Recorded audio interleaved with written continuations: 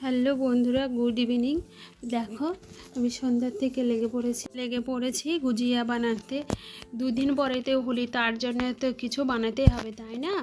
দেখো আমি ওই যে এখন আমি শাশুড়ি বৌমা মিলে লেগে পড়লাম গুজিয়া বানাতে। দেখো ওই যে পুরটা দেখলে ওখানে কি কি আছে বললাম তো, শুকনো নারকেল, তিল আর চিনি। তুমি ওই শুকনো নারকেলটা কতকস করে নেবে, আর তিলটা ভেজে নেবে, ঘিয়েতে ভেজে নেবে। তোমরা কিন্তু সুজিও দিতে পারো। দিয়ে নারকেলটা দিয়ে চিনি দিয়ে নাড়াচাড়া করে নিয়ে নামিয়ে নেবে।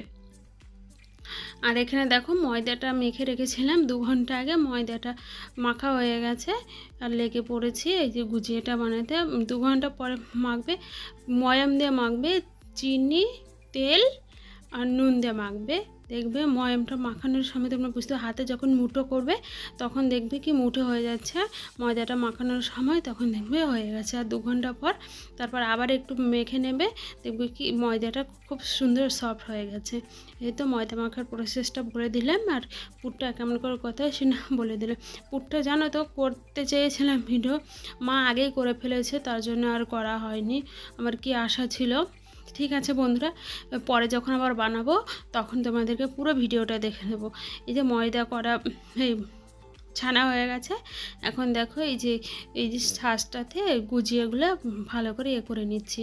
আর আমি কিছুতেই এখানে করতে পারিনি, শেষ পর্যন্ত দেখো আমি কত জায়গায় গিয়ে এই গুজিয়াটা করতে হয়েছে। দেখো যে মেয়ে পাশে বসেই আছে, তোমরা দেখতে পাচ্ছ, ও যা দুষ্টু করছে, আমরা কিছুতে করতে পারিনি, বেশি করিনি। আর জানো তো এই গুজিয়াটা খেতে খুব সুন্দর হয়। দেখো সাঁচে বানিয়েছি, দেখতে কত সুন্দর হয়েছে।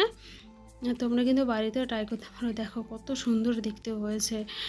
তোমরা সবটাই দেখতে পাবে। দেখো চলে আসলাম, তোমাদের আগেই বললাম ওখানে বানাতে পারিনি, আবারও চলে আসলাম রান্নাঘরের স্ল্যাবের উপরে। এই যে এখানেও চলে আসলাম বানাতে। তোমরা একবার কিন্তু বাড়িতে ট্রাই করতে পারো এই জিনিসটা। এর নাম কিন্তু গুজিয়া, গজা না, গজা আলাদা, এটার নাম গুজিয়া। পুরটা তো বলেই দিলাম, ওই যে পুরটা দোকানে গিয়ে বলবো কি শুকনো নারকেল দিতে, তাহলেই দিয়ে দেবে দোকানে। আর সেই নারকেলটা কদুকস করে নিতে হবে। আগে আগে কী করে করতে হয় সেটা তো তোমাদেরকে বললামই।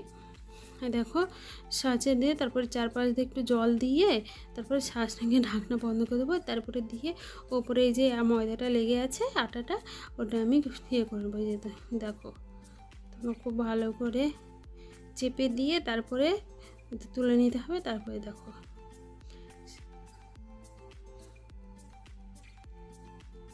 আমরা হোলির সময়, কালী পুজোর আগে এগুলো আমরা বানাই, প্রত্যেকবারই বানাই। তার জন্য এই যে চলো বন্ধুরা বানাতে থেকে তোমরা দেখতে থাকো। দেখো এই যে বানানো হয়ে গেছে, এদিকে তেল ভাজতে বসে দিয়েছে। এই যে তোমরা তেলটা ভালো করে গরম করে নিয়ে তারপরে ছেড়ে দেবে। আর গরম করা তারপরে দিয়ে ছেড়ে দিয়ে কিন্তু হিটটা কমিয়ে দিতে হবে।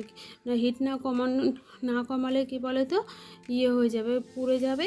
প্রথমে দিলেই পুড়ে যাবে। আর ঠিক করে একদম সিমে করে দেবে গ্যাসটা, ধীরে ধীরে ধীরে ধীরে হতে থাকবে, খুব সিমে করে দেবে। একটু কিন্তু তাড়াহুড়োর কোনো না, তাড়াহুড়ো করলে কিন্তু ফেটে যাবে আর সব পুরগুলো বেরিয়ে যাবে। তখন কিন্তু তেলটা থেকে সব তিল নারকেল সব বেরিয়ে যাবে। দেখো এটা ভাজা হয়ে গেছে, তুলে নিচ্ছে মা।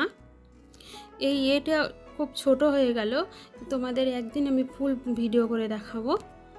খুব ভাজা হয়ে গেছে, কত সুন্দর দেখতে হয়েছে।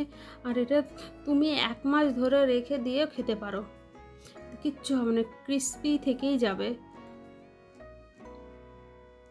আর খেতেও খুব সুন্দর। দেখো বন্ধুরা আমার ভাজাও হয়ে গেছে, দেখো কত সুন্দর, তোমরা দেখতেই পাচ্ছ। দেখো কত, দেখলেই লোভ লাগছে খাওয়ার জন্য, আর খেতেও খুব সুন্দর হয়। এই দেখো কতগুলো ভেজেছি, আবার কালকে ভাজবো। এই যে আওয়াজের জন্য তোমাদেরকে আমি আওয়াজটা শোনাতে পারলাম না, এটা কিন্তু আমি একদিন পরে খাচ্ছি।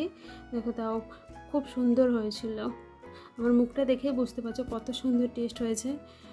চলো বন্ধুরা, ভিডিওটা এখানেই রাখছি। তোমরা ভালো থেকো, সুস্থ থাকো। ভিডিওটা অনেকটাই ছোট হয়ে গেল। বাই বাই, দেখা হচ্ছে পরের একটা ব্লগে। ততক্ষণে গুড নাইট।